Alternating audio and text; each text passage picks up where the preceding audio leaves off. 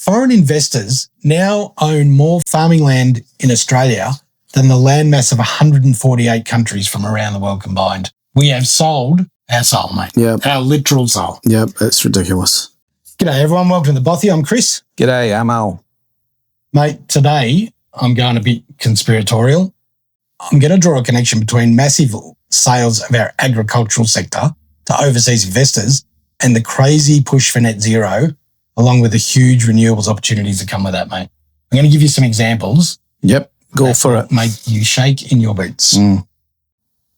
So recently I've noticed that a lot of our farming land is being sold to overseas interests, not to China, which is where it was going for a while, mainly now to Canadian and to British investors. So Commonwealth countries. Yeah, good Commonwealth countries. And I think I found a link between those purchases and what the true reason for those purchases might be and what those investors' other interests are in.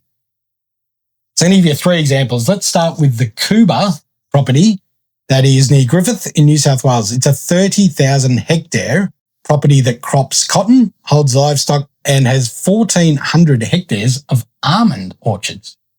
So it's not massive compared to other Australian farms. Yeah, but still 30,000 hectares. Yep. Yeah, bigger than what you and I have got. Yeah. Previous owners have said that the property is no longer viable due in main to the Labor government reintroducing the water buyback policy in the Murray-Darling Basin in 2024. The owner stated that he'd had enough. Labor and the Greens are hell-bent on destroying Australian agriculture. Sold up. Yep. They'll all be crying when they can't go and get their bloody water. Their water and their fruit and their veggies. Exactly right. This has been purchased by PSP Investments, which is the Canadian Public Sector Pension Investment Board. Through one of their joint ventures known as the AFF, Australian Food and Fibre, which is one of the largest producers of cotton in Australia. So that makes sense. Yep. It's ostensibly a cotton farm. Kooba has 8,500 hectares dedicated to cotton. The almond farm has already been split and moved off to another of PSP's investments, Starman Webster, who specialise in farming nuts. So that makes sense. At least that's something accounted for. So 10 of the 30,000 hectares are all accounted for. No issue. But PSP also have massive investments in renewable energy around the world. In fact, they have all the renewable energy sources covered. They own First Light, a company that focuses on energy storage, hydroelectric and solar generation in North America. They own Hydromega Services, which focuses on hydroelectric and wind.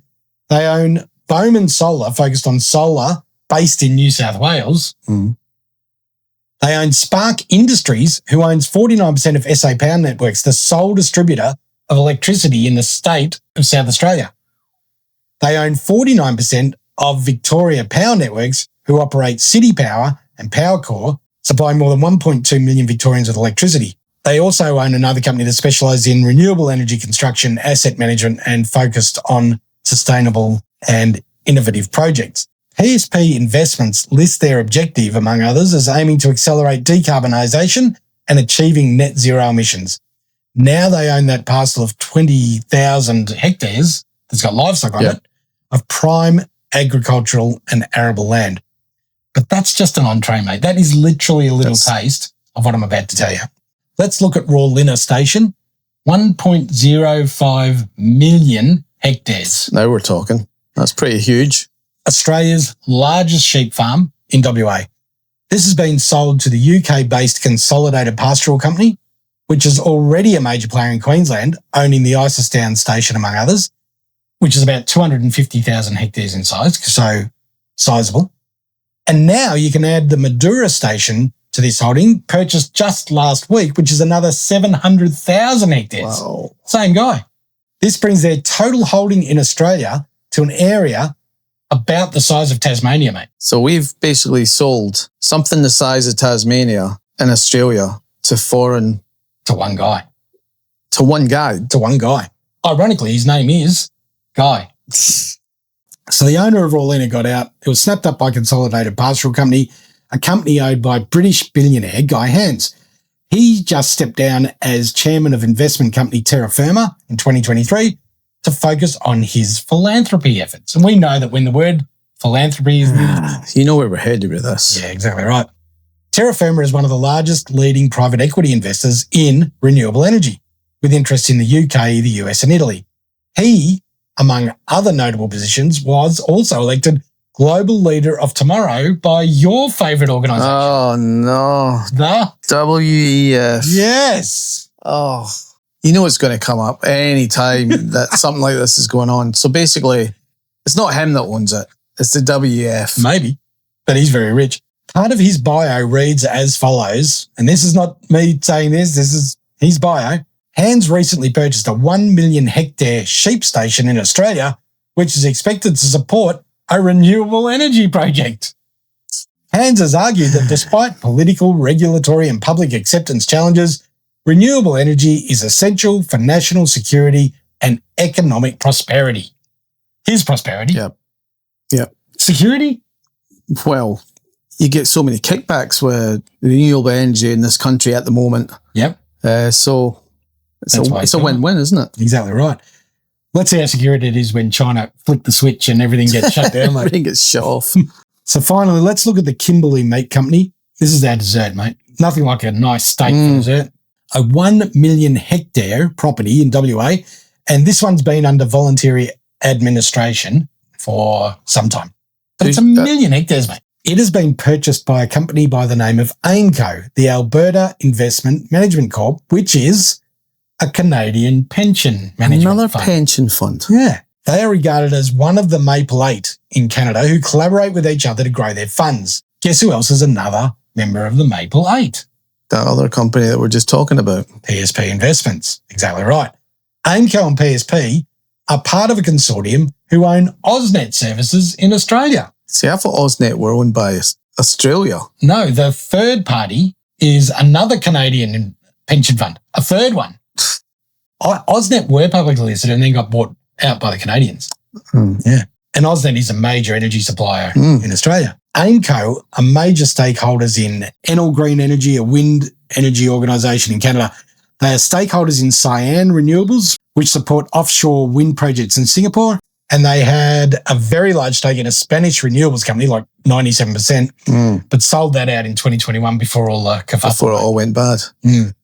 That organisation produces up to 900 megawatts of renewable energy and is now owned in part by Engie, who are another French company operating here in Australia.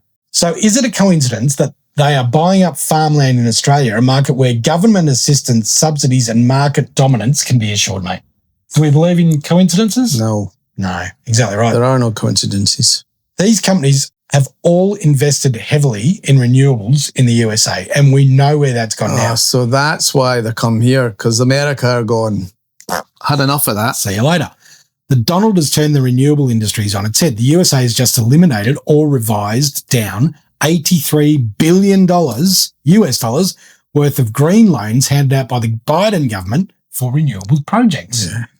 They've also eliminated $9.4 billion in wind and solar projects and replaced them with gas and nuclear projects. They have also released $289 billion for new energy projects, but not renewables. No, because they're not stupid. Yep.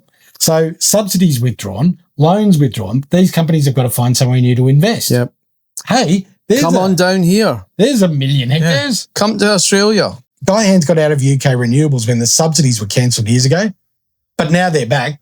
Current government has brought them back in. They're bigger and better than ever, and he may well get back into that at home. Foreign investors now own more farming land in Australia than the landmass of 148 countries from around the world combined. We have sold our soul, mate. Yep. Our literal soul. Yep, it's ridiculous. And the plan 8 for it to continue as agricultural and arable land, there's a new green tinge appearing across our horizon.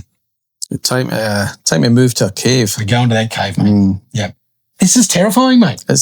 How can one person own over 2 million hectares of land in Australia? As soon as I saw WF written there, you know who's like going. Yep. You wonder how the WF and the United Nations get their way. They've got their tentacles in with all these billionaires. Everywhere, mate. Yep. We just don't know where this funding is coming from. No. And to be honest, that 1.05 million hectare property was only not much over 20 million Australian dollars because it's not going to be worth anything Yeah, You're not going to be able to sell your sheep. And no one else is going to be able to afford it either. So they're going to get a part of the $139 million subsidy that the government's putting up. And they're going to have to find another business to turn it into. We know what it is. Yeah. We've seen their history. Yeah. What, are we just going to be one big solar panel? It looks that way. Yeah. It's like powering the rest of the world. Yeah. Come on. Yeah. It's just, when's it going to stop? Yeah. When are more people going to wake up and go, gee, that doesn't smell like coffee? Exactly. It smells like shit. Exactly. It's exactly what it is. So everything I've just said, I have no proof of what they're going to do. And they're talking the talk about they're going to turn the sheep industry on its head and this and that and all the others. Rubbish. Yep.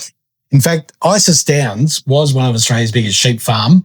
It no longer runs sheep. Yep. There's a few cattle on it, but sheep aren't there anymore. So they've already... that's to do with there's not going to be transport? Well, they're not going to be able to do it from 2028. Yeah. So it's a dead end, really. Exactly right. If you can't transport it live... Yep. There's no point. You can't send them. A lot of those sheep were going to the Middle East. They want halal sheep. Yep.